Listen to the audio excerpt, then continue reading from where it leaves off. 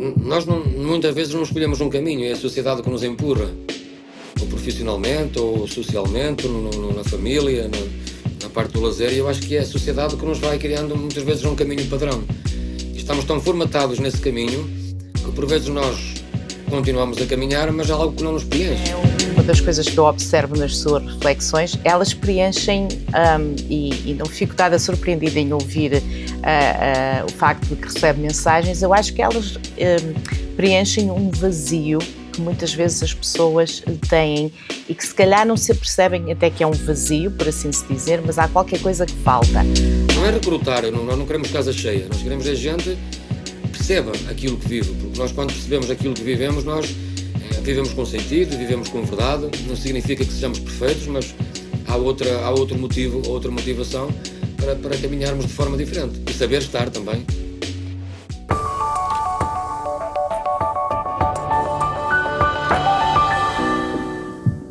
Olá mais uma vez, bem-vindos a mais um episódio do meu Papa Livros. O meu convidado de hoje é repetente, ou seja, regressa aqui ao Papa Livros para termos mais uma conversa.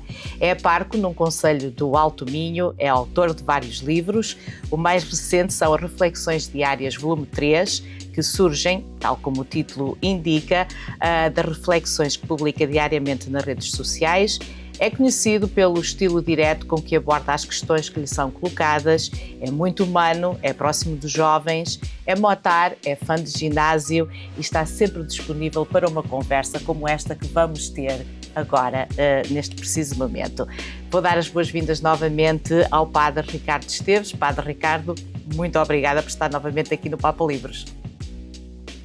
Olá, Ana, bom dia. Eu que agradeço esta oportunidade e é sempre um gosto falar consigo e com todos aqueles que nos possam ouvir depois. Muito bem. Olha, eu vou começar por um tema interessante. Ontem aqui no Ontário e no mês de fevereiro sempre se celebra o Dia da Família. E eu achei que era a mote interessante para começarmos a nossa conversa, uma vez que hoje em dia, infelizmente, o conceito de família mudou imenso e cada vez mais vemos famílias que não existem, em que o conceito de família parece ser um conceito muito abstrato. Que papel é que acha que a Igreja e que Deus pode ter no seio destas famílias que estão a passar por momentos tão difíceis? Olha, em primeiro lugar, eu não, tenho a certeza que, apesar de todas as instituições que nós conhecemos e que foram fomentadas ao longo do tempo, a primeira instituição que nós conhecemos é a família. Portanto, eu acho que a família está sobretudo na base de tudo. É certo que nós hoje em dia temos visto, eu não dizia que é um desagregar da família, mas é sobretudo um atentado, porque eu vejo aqui, por exemplo, em Portugal, há escolas que já não celebram o dia do pai e da mãe, porque já se referem, porque já há crianças que têm duas mães e dois pais. Depois também já se começa a substituir a denominação de pai também por progenitores. Portanto, eu acho que há aqui, sobretudo, um atentado à família. Eu acho que é uma das razões pela qual nós vemos que as famílias estão completamente dispersas entre si. Portanto, eu acho que a família é a base de toda a nossa essência. E quando nós atentamos contra a família, eu acho que estamos a perder também muito daquilo que é a nossa natureza e a nossa origem. Eu acho que isso é algo que nós devemos ter em conta.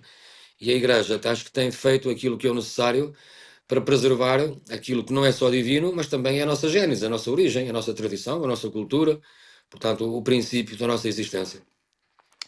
Alguma vez sentiu que, ao defendermos a família nesses padrões, atualmente e na sociedade em que vivemos, somos atacados porque ou não compreendemos, ou porque estamos a colocar de lado pessoas, ou porque temos uma visão quase de funil? Qual é a sua opinião nesse aspecto?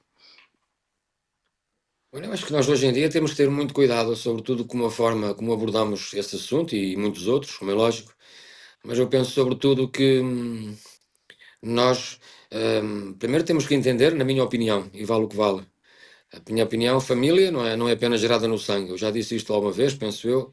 A família é gerada sobretudo no compromisso, no respeito, na confiança.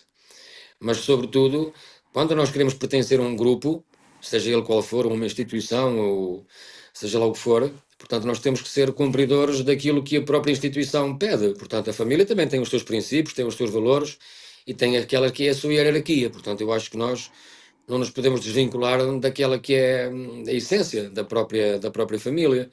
Portanto, eu acho que aqui hoje nós não queremos discriminar ninguém. Eu respeito toda a gente, respeito tendências sexuais diferentes, respeito a forma de pensar, quer desportiva, política ou até pela simples forma de que ele quiser viver. Mas eu acho que há coisas que nós não podemos desvincular daquilo que é da nossa origem, que era aquilo que eu dizia há pouco, não é?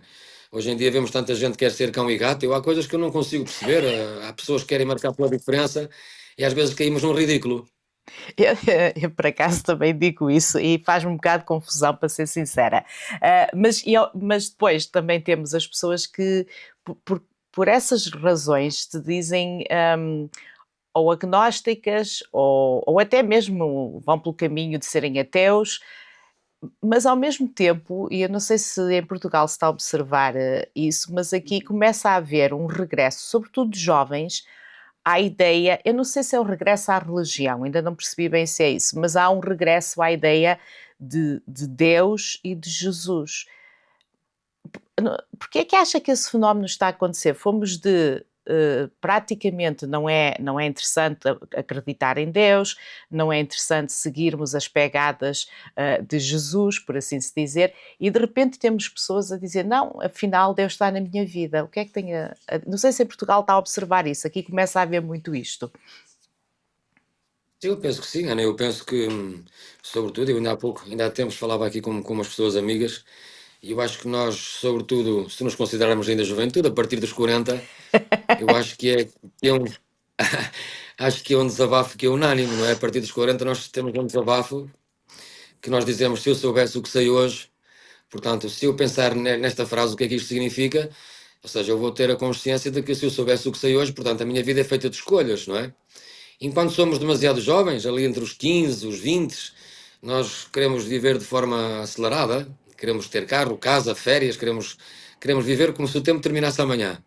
Mas depois também, conforme vamos amadurecendo, e eu ainda me enquadro nesta parte jovem, não é? Penso que sim, juventude não é só ser adolescente. A juventude é, no fundo, nós conforme vamos crescendo, sendo provados pela vida, nós vamos afastando certos caprichos, certos prazeres que a vida nos dá e que, no fundo, hoje sentimos que foram momentos bons, mas que, no fundo, não trazem muita espiritualidade, não, são vazios. Portanto, eu acho que nós hoje começamos a voltar para Deus, porque apesar de sermos muito consumistas naquilo que o mundo nos dá, eu acho que a nossa alma tem-se manifestado mais do que o nosso próprio corpo. E quando nós temos tempo para saber parar um pouco, eu acho que nós conseguimos prescrutar isso. Eu às vezes dou este exemplo, não sei se é muito válido ou não, mas para mim é. Quando nós estamos contentes, felizes com as coisas do mundo, nós gostamos de colocar música e só sentimos a batida. Pum, pum, pum, não é? Mas quando nós estamos mais reintrospectivos no nosso quarto, sozinhos, um bocadinho mais sensíveis no nosso coração, nós quando colocamos música esquecemos a batida e estamos mais atentos à letra. Portanto, eu acho que é isso que nos falta. Falta-nos letra, falta-nos essência. E a juventude começa a perceber-se um pouco que aquilo que é consumismo muitas vezes é efêmero, é passageiro. E é algo que a nossa alma precisa mais. É por isso que eu sei que o Padre Ricardo não tem problema nenhum em pegar em festa, em algo que seja profano, para juntar as pessoas, para juntar os jovens. É por isso que faz isso, para que possa para que esses jovens possam chegar a uma maior compreensão do que é a espiritualidade, do que é Deus, de poderem questionar, porque eu sei que, eu costumo sempre dizer que todas as pessoas que dizem que eu sei de religião, acabam por não saber nada, porque eu acho que nós temos mais perguntas do que respostas neste meio, não é? Sim. Olha, Ana, primeiro essa parte de querer ir ao encontro da juventude e de outras pessoas que não frequentam muito a igreja, nem têm muito tipo de espiritualidade, eu acho que esse é um papel que a igreja desempenhou logo no início. Portanto, a igreja, conforme foi crescendo, não é? Após a ressurreição de Jesus, os discípulos, as primeiras comunidades, foram tentar cristianizar um bocadinho aquilo que eles consideravam festas pagãs. Não terminaram com essas festas, mas deram-lhe um intuito diferente. Nós hoje vemos que realmente a igreja não, a sociedade passou a valorizar muito aquilo que é o pagão, as festas, as culturas, e eu acho que isso também é importante, mas começou a perder-se um bocadinho esta ligação à igreja, àquilo que é divino.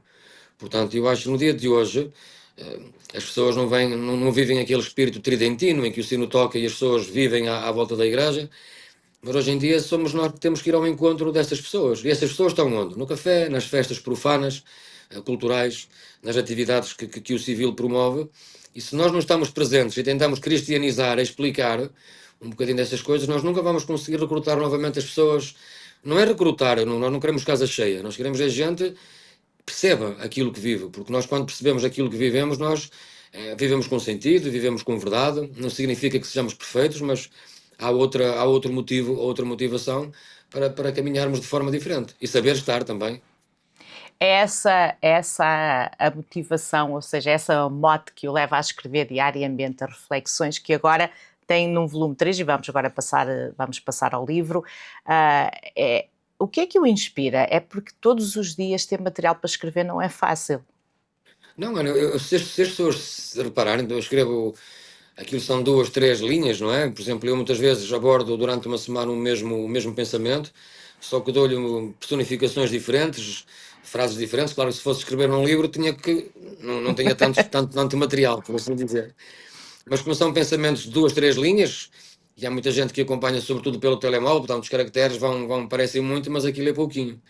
Mas eu comecei a escrever para mim, e depois tive pessoas amigas que liam, com quem eu partilhava, e as pessoas disseram que eu que devia publicar. E hoje eu sinto esse peso, independentemente da hora que eu chego a casa ou acordo de manhã, eu sinto essa responsabilidade de partilhar, porque há muita gente, quando eu me atraso na hora, entre aspas, de manhã, ou há muita gente que diz que já tem saudades e que faz falta, e depois encontro muita gente, mas centenas de mensagens mesmo, sem querer exagerar, muita gente me diz que tem encontrado sentido para a vida, não é? Eu sei que não escrevo nada de novo, nada que ninguém saiba, mas para mim estas pequenas mensagens, pequenas reflexões, são uns cliques que no fundo nos podem ficar a martelar durante o dia, e acredito que sim, pelo testemunho de algumas pessoas, que são muitas, eu tenho encontrado aqui mudanças de vida, quer a nível pessoal, familiar e entre outros. Eu acho que isso que tem sido frutífero. E, aliás, isso é uma das coisas que eu observo nas suas reflexões. Elas preenchem, e não fico nada surpreendida em ouvir o facto de que recebe mensagens. Eu acho que elas preenchem um vazio que muitas vezes as pessoas têm e que se calhar não se percebem até que é um vazio, por assim se dizer, mas há qualquer coisa que falta.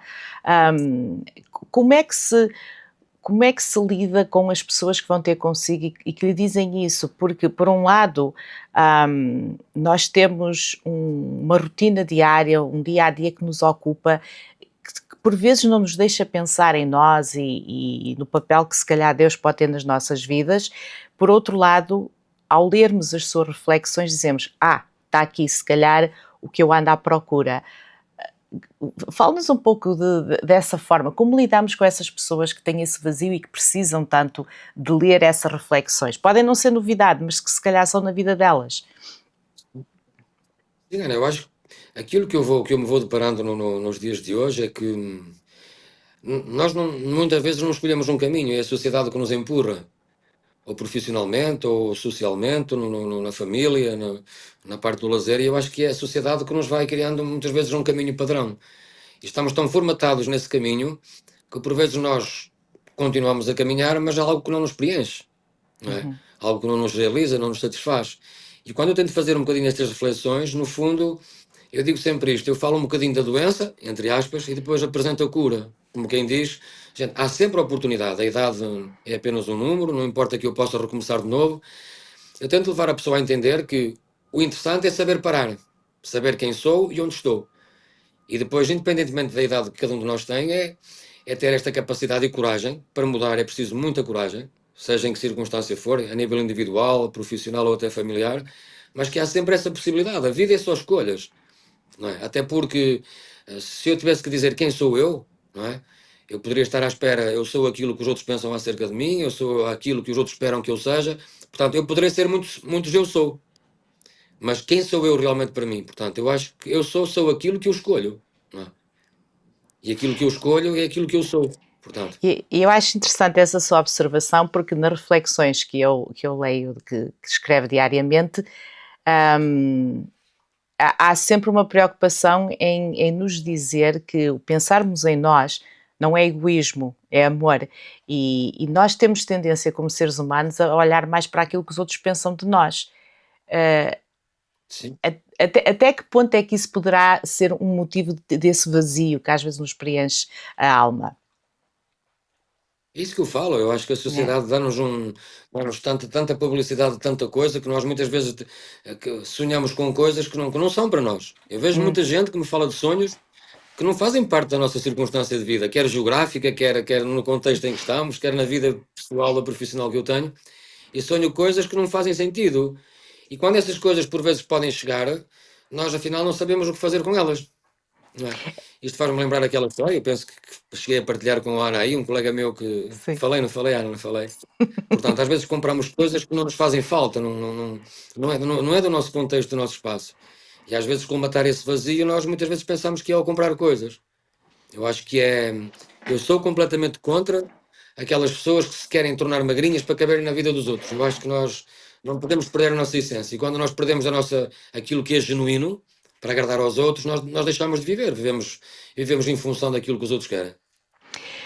E depois, no meio disto tudo, às vezes surge a dor de que se perdeu um ente querido, a dor nossa, espiritual. Como é que lidamos com essa dor? Como é que o Padre Ricardo pode dizer às pessoas que lhe dizem tudo isso é muito bonito, mas Deus não me ouve, ou Deus não me responde?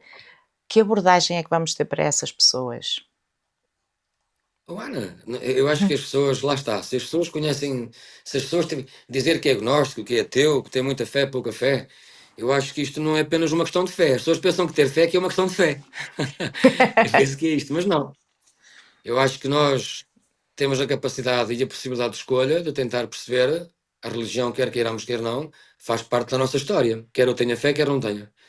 Se eu for alguém curioso e quiser encontrar também sentido para a vida, eu tenho que procurar na cultura, naquilo que faz parte da zona onde eu estou, do meu contexto. Uhum. Agora, se eu olhar para a parte da Bíblia, Jesus no Horto das Oliveiras, Jesus também pediu ao Pai: olha, afasta isto de mim porque isto vai-me doer demais e eu não vou conseguir suportar isto.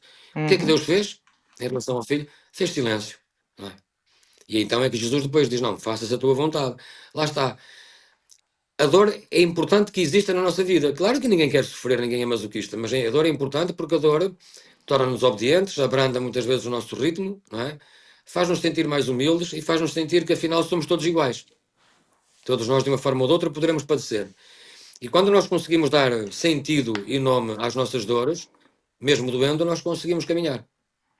As Não é? tentações são positivas? Para mim, são 100% positivas. Até porque fazem-me ponderar. Se não existissem, para mim, caminhos fáceis fazem-me chegar a locais muito fáceis, não é? Até é para todos. É, sem Agora, dúvida. as tentações fazem-me tomar consciência em cada passo que vou dando, quando elas surgem, para saber se realmente este é o caminho que eu quero continuar a seguir. Porque senão posso chegar ao fim. Se eu nunca sou tentado, posso chegar ao fim e cair desanimado na minha chegada, porque afinal não era isto que eu queria. Houve alguma reflexão que tenha sido difícil para se escrever ou que o tenha deixado a pensar que se calhar às vezes é doloroso pensarmos em determinados temas? Sim, eu acho que um dos temas, não vou dizer que é sobre a família, nós podemos ter a sensibilidade de escrever sem ferir suscetibilidades, mas quando escrevemos sobretudo homossexualidade, tendências sexuais diferentes, hoje em dia as pessoas não querem, as pessoas ouvem, mas não querem escutar, o que é diferente. E para mim ouvir é entrar pelo ouvido, mas saber escutar para mim significa que eu quero ficar a pensar sobre aquilo que me foi dito. E há muita gente que se sente logo vitimizada ou então que é uma afronta. E escrever sobre estes temas não é fácil, não é fácil, porque podemos ter a tendência de querer agradar um lado, prejudicar o outro. Depois, o facto de eu ser padre e escrever também, não é, pode levar a uma Uhum. alternativa de pensamento diferente, não é? Portanto, eu acho que esse foi dos piores temas e vou escrevendo de uma forma muito subtil, porque hoje em dia qualquer palavra mal colocada, portanto, Ai, pode gerar já uma polémica enorme, não é? sim, é uma autêntica Torre de Babel, isso é verdade. Sim. Eu costumo sempre dizer que o mais importante no meio disto tudo, é destas questões, eu acho que é, por um lado, hum, eu acho que ainda há uma tendência a fazermos as perguntas erradas e olharmos para uma interpretação errada. O que é que eu quero dizer com isto? Eu acho que às vezes as pessoas têm uma compreensão que eu ainda não percebi bem, é cultural, é histórica, é social, se calhar, mas as pessoas têm tendência a julgar, em parte por medo, mas onde vêm as perguntas erradas é a interpretação das coisas. Por exemplo, eu aqui há tempos tive uma pessoa que me abordou e que me disse se Deus sabe tudo e é todo poderoso, etc., por que razão é que pedia, por exemplo, pediu a Abraão para matar o filho? E eu, quando me fizeram essa pergunta, parei e pensei, eu acho que se olharmos para um contexto histórico, sobretudo da questão de Abraão, não é porque é que Deus quer sacrifícios, mas se calhar porque vivíamos numa sociedade, era um povo que estava rodeado de uma sociedade politeísta e que fazia sacrifícios aos deuses. E se calhar a ideia é que Abraão achava que tinha que sacrificar o filho e não propriamente Deus a exigir aquele sacrifício também. Acha que é isso que acontece? Que há perguntas que são erradas ou que as interpretações são erradas? E se calhar Sim, eu estou claro que sim. errada. Eu acho que as pessoas. Não, não, Ana, eu acho que eu partilho da mesma opinião e respeito opiniões diferentes, como é É, lógico. Mas eu vou dar um exemplo. Quando eu pego num autor de um livro que eu gosto ou eu até desconheço, eu nunca começo a ler esse livro sem tentar perceber o contexto social e histórico desse autor. Porque eu já tive a experiência de pegar em alguns livros que eu achei bonitos na escrita, mas depois, quando fui ver o contexto social do autor, portanto, tudo que eu tinha lido fez-se uma interpretação completamente diferente. Fiquei com uma quando li, depois de ter conhecido um pouco da história e vida do autor, a biografia, já fiquei com outra percepção. Portanto, eu hoje tenho a preocupação de tentar perceber um bocadinho o contexto de quem escreve, porque a pessoa que escreve também é influenciada pelo contexto social, uhum, familiar, seja qual for. A Bíblia não sai desse padrão, não é? A Bíblia, apesar de ser a palavra de Deus, apesar de ser verdadeira, existe um contexto histórico, mas também tem uma questão de fé. E onde há fé também há sempre uma moral que nós, a partir da história, queremos contar. Uma catequese. E não podemos ler a Bíblia como se fosse uma crónica de um jornal ou alguma uma narração fidedigna.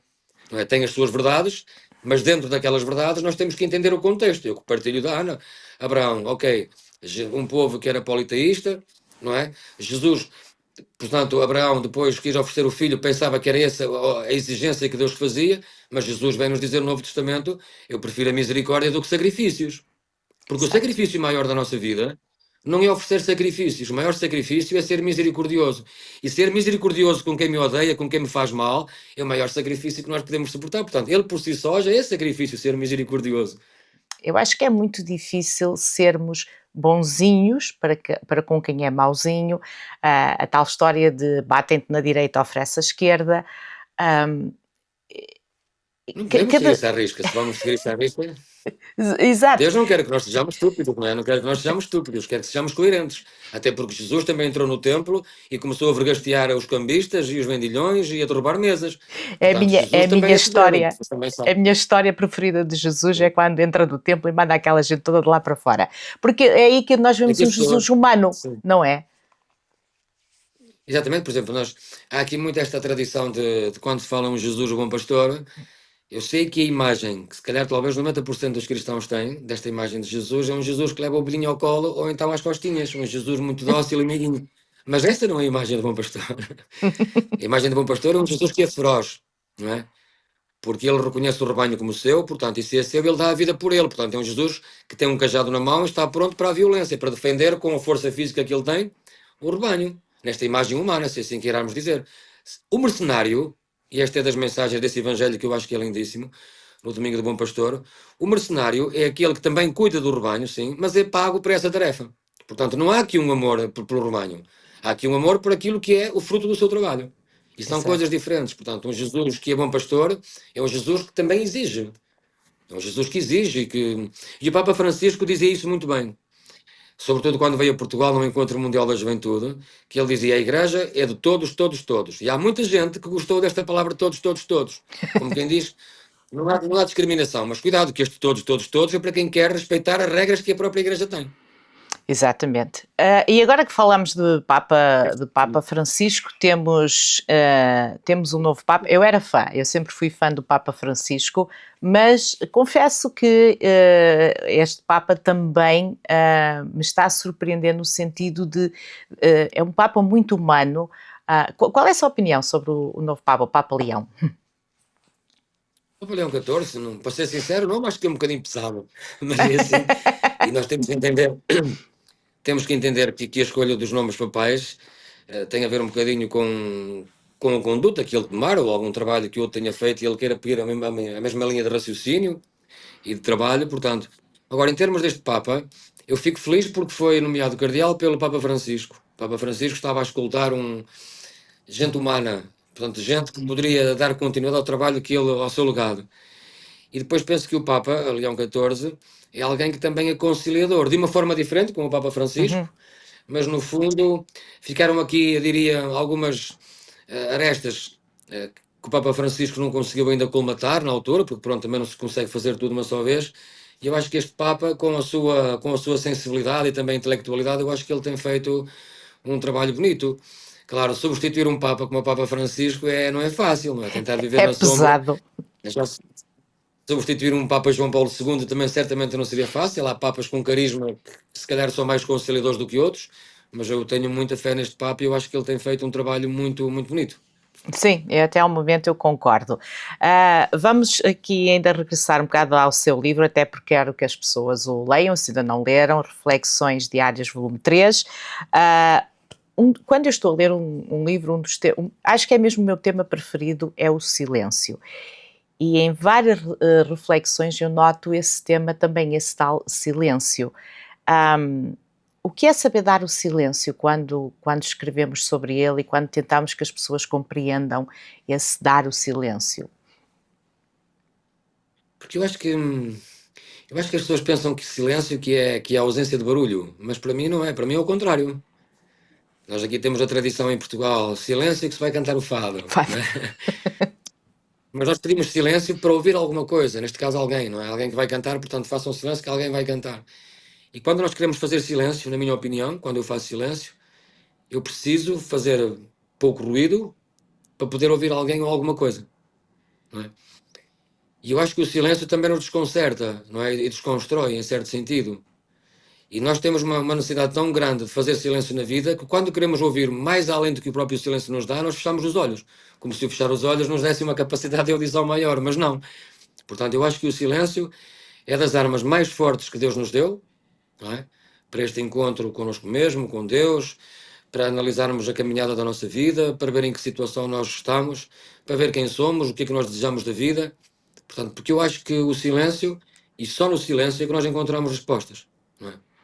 Há Todas as cada outras vez mais respostas que nós barulho? encontramos, vêm dos outros. Há cada vez Penso mais que sim. barulho? Yeah.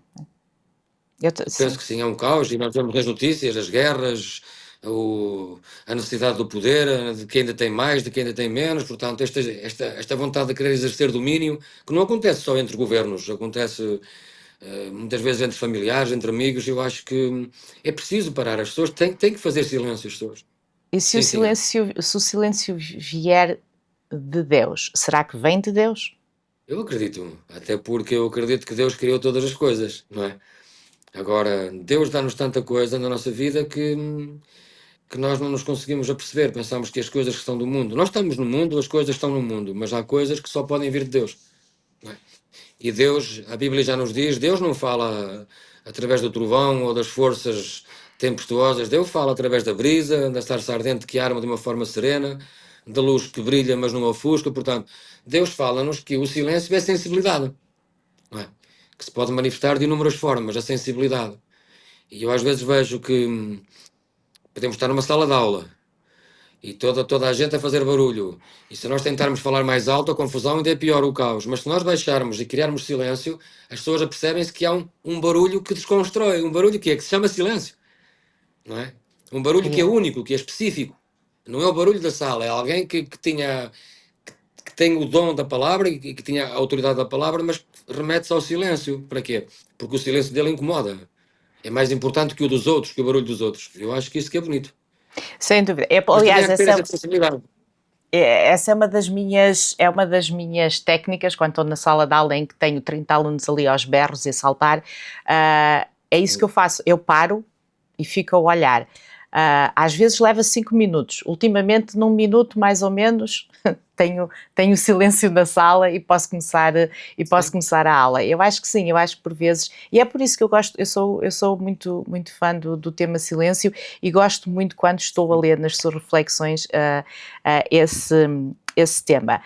Um colega mais tradicional que lhe diga assim, é um desperdício de tempo estar nas redes sociais, estar a escrever, como é que convence essa pessoa de que se calhar esta é uma nova forma de levarmos o Evangelho, a boa nova, até aos outros? Olha, eu primeiro, a minha maior preocupação nem sequer é ter que levar aos outros. Também é, mas não é ter que levar aos outros. Mas isto é assim, nós estudamos, nós aprofundamos, é-nos dado um conhecimento e ferramentas para irmos trabalhando ao longo da vida. Mas se eu que termino a minha licenciatura em 2008 me vou restringir àquilo e depois leio meia dúzia de coisinhas ao longo da vida, portanto não me vai trazer muito aconchego, nem trazer aconchego para ninguém. Portanto, é uma forma de eu ir estudando sem aquela parte académica, não é? Também gosto da parte académica, mas é uma forma de eu ir me enculturando, novos conhecimentos, leio daqui, leio de acolá, ouço, não é? Portanto, faço silêncio. E é uma forma de eu, pelo menos, estudar para mim e daquilo que eu vejo, depois faço a minha própria reflexão e gosto de partilhá-la. E dou apenas a minha opinião, vale o que vale. Não é nada fidedigno, não é um dogma, não é nada disso. Eu quero que as pessoas entendam que é uma opinião que é minha e quem quiser validá-la pode validar, mas também quem desrespeitar pode respeitar. Agora, eu acho que as redes sociais, todos nós sabemos que é uma espada de dois gumes. Tem as coisas boas e também tem as coisas menos boas. Mas se nós soubermos usar as coisas boas de uma forma boa, passo esta redundância, não é? Portanto, eu acho que nós podemos trazer sempre frutos, há sempre frutos. Até porque muitas vezes o problema do fruto não está naquilo que nós damos, está na forma da condição como o outro recebe. Acho que é um bocadinho por aí. Como lida com as críticas mais negativas? Incomodam-no? Não, até porque eu há bocado dizia que eu não vivo em função do que os outros pensam. Não é? As opiniões alheias a mim não me fazem muita moça. Até porque ouço, tento perceber, mas não me fazem perder tempo, nem desvanecer, porque não, eu consigo ter a percepção. Eu faço sempre uma pergunta: quem é que disse? E se me disserem que é tal, eu então posso dar ênfase ao que ele disse e perguntar porquê é que disse. São coisas diferentes. Se me dizem, não, foi fulano tal, nem sequer pergunto o que é que disse, porque para mim há pessoas que têm moral, há outras que não têm moral, há outras que eu acredito como fidedignas, há outras que não. Portanto, eu no Exato, outro dia exato. partilhava uma história, Ana, se me permites, não sei se chegaste a ler, se À não. vontade, sim, sim.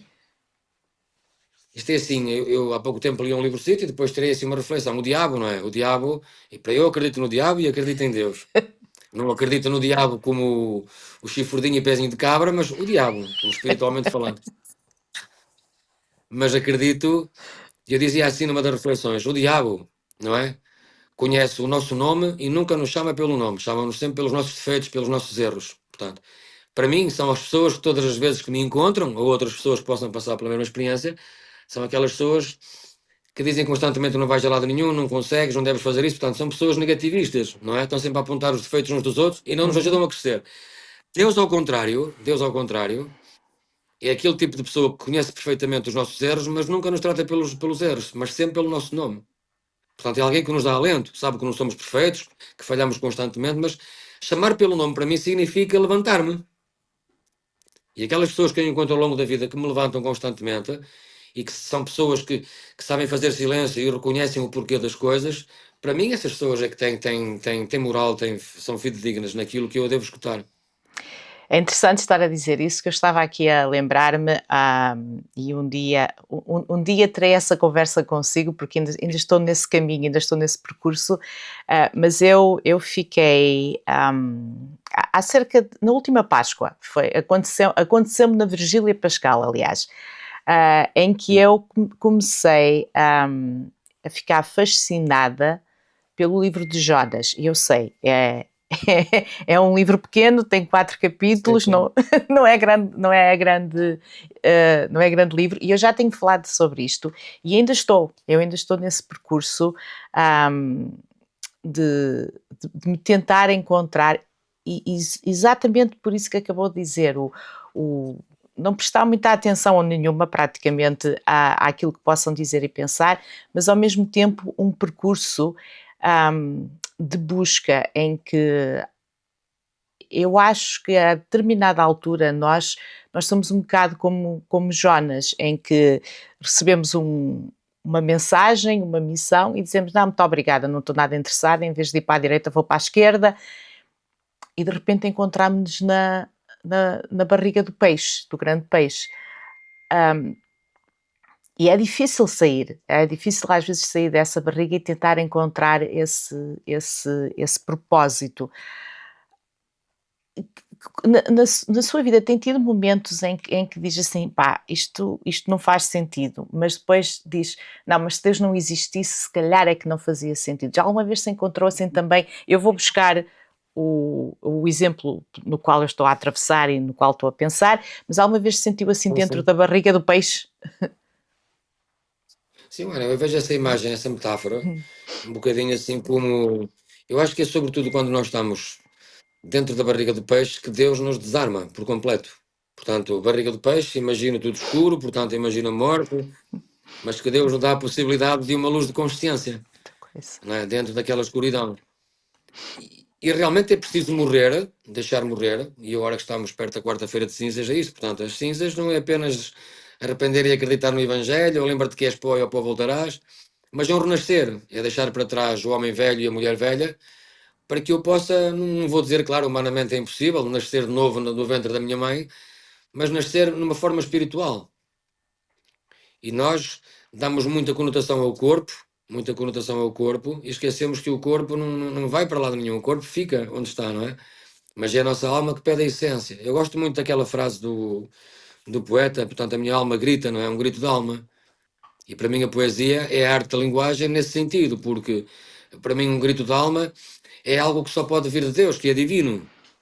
E nós é necessário que saibamos procurar um bocadinho também esta forma de estar na vida, não é? E que nem sempre é muito fácil, é verdade. Temos assim Não, fácil. uns determinados obstáculos, sem dúvida. Reflexões Temos diárias. muitas distrações. Temos muitas E- distrações ao longo da vida, não é? exatamente, exatamente. E por vezes somos assim invadidos por cá está, o diabo que nos chama, que nos aponta aos erros e nós por vezes deixamos-nos levar um bocadinho sem nos apercebermos que é isso que está acontecendo na nossa vida. Mas a parte importante é mesmo sair da barriga do peixe e chega-se, e eu acho que se chega lá. Claro.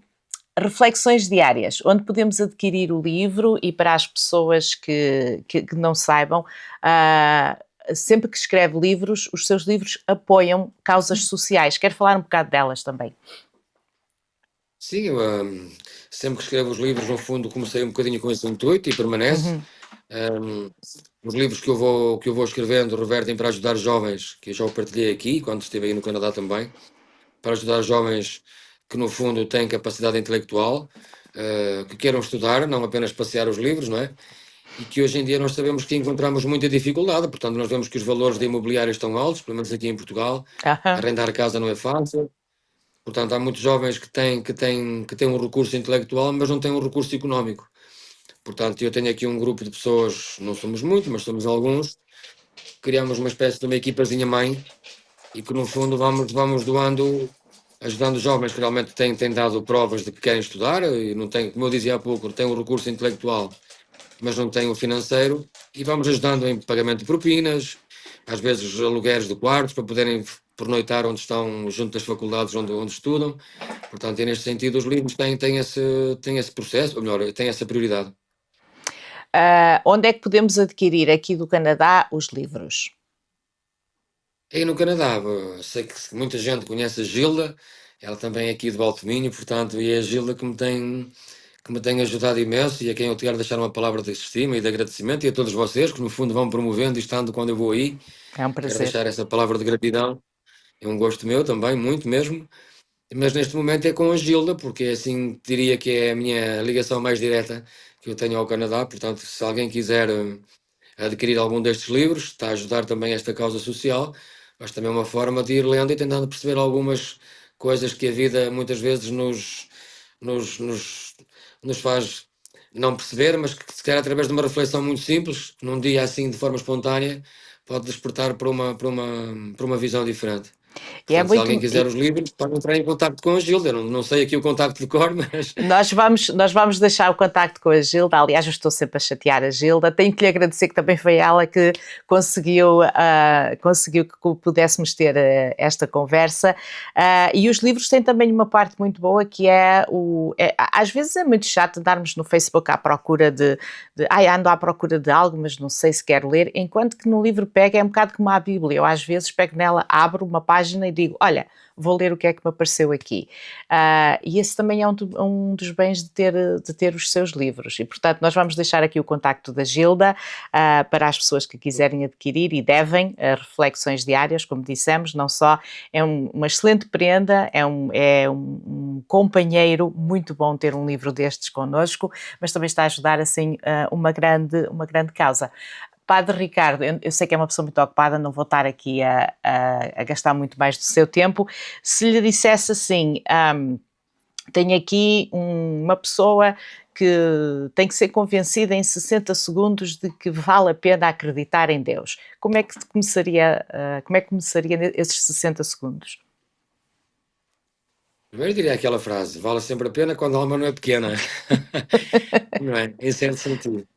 E depois, então, de resumo, se calhar tudo aquilo que nós falamos aqui há em 60 segundos, nós temos mais tempo, mas se calhar em tentar catapultá-lo cá para fora em 60 segundos, eu dizia às pessoas que é preciso o silêncio. Eu gostava que as pessoas entendessem o valor do silêncio. O silêncio não é ficar fechadinho num espaço e completamente em ausência de ruído. Não, é calar para ouvir. E quando nós temos a capacidade para ouvir, nós ouvimos aquela que é a vontade de Deus e não aquela que é a nossa própria vontade. E eu acho que isso que é fundamental. Porque Deus não entra pela fala, Deus entra por aquilo que se vive e é preciso ir à procura, não se pode ficar sentado. Eu agradeço imenso ter-se disponibilizado por estar aqui nesta conversa, muito mais há para falar. Eu sou uma fanática da Bíblia e adoro falar questões de Bíblia. Um dia acho que o vou convidar para isso, para falarmos se calhar do livro de Jonas e de outros livros que por lá possam estar, mas vou-lhe agradecer por estar aqui, já agradecemos à Gilda e vou-lhe pedir uma mensagem final e se por acaso tiver disponibilidade um dia para falarmos de Bíblia, está o convite feito. Sim, Ana, eu primeiro também quero deixar uma palavra de gratidão por me convidar sempre a estar aqui no teu podcast, que eu acho que são interessantíssimos. Vou vendo alguns de vez em quando e no fundo eu gosto de falar assim por videochamada, mas sobretudo gosto de quando é presencial. Eu acho que a mensagem é mais profunda, eu acho que conseguimos tratar as coisas pelo nome de uma forma diferente e portanto também quero deixar aqui uma palavra de gratidão por me terem ajudado e continuarem a ajudar a promover um pouco os livros que eu vou escrevendo. Depois, se eu tivesse que deixar uma mensagem a alguém, a minha mensagem é sempre a mesma, Ana. Eu acho que o nosso intuito de ter vindo ao mundo, e se Deus nos colocou cá, é para que sejamos felizes. Portanto, e para mim felicidade é igual a paz. Portanto, onde há paz, nós conseguimos ter um significado de vida diferente, conseguimos viver diferente, conseguimos percepcionar as coisas de forma diferente, conseguimos ser pacientes de uma forma diferente. Eu acho que isso que é o mais bonito da vida. Estar em paz. Não é ter coisas, é ter paz. Ter paz. Eu acho que, claro que a palavra paz é universal, mas nós conseguimos ter a noção de que paz na Ucrânia é ausência de guerra, paz para muita gente que é ter comida sobre a mesa, paz para outros é estarem em paz consigo próprios, paz é verem os filhos bem, portanto, paz é universal e ao mesmo tempo é pessoal. Portanto, e aquilo que eu deixo como mensagem para todas as pessoas que nos possam ouvir hoje, acho que é paz, que as pessoas estejam na paz de Deus. E é o mais importante, é tal coisa do cântico, onde haja caridade e amor e paz, acho que aí habita Deus também, não é? Exatamente, exato. Padre Ricardo, foi um prazer, muito obrigada, espero que esteja tudo bem aí pelo Alto Minho, tenho saudades dessa terra, pode ser que a gente se encontre em breve. Deus queira que sim. Obrigado, Ana.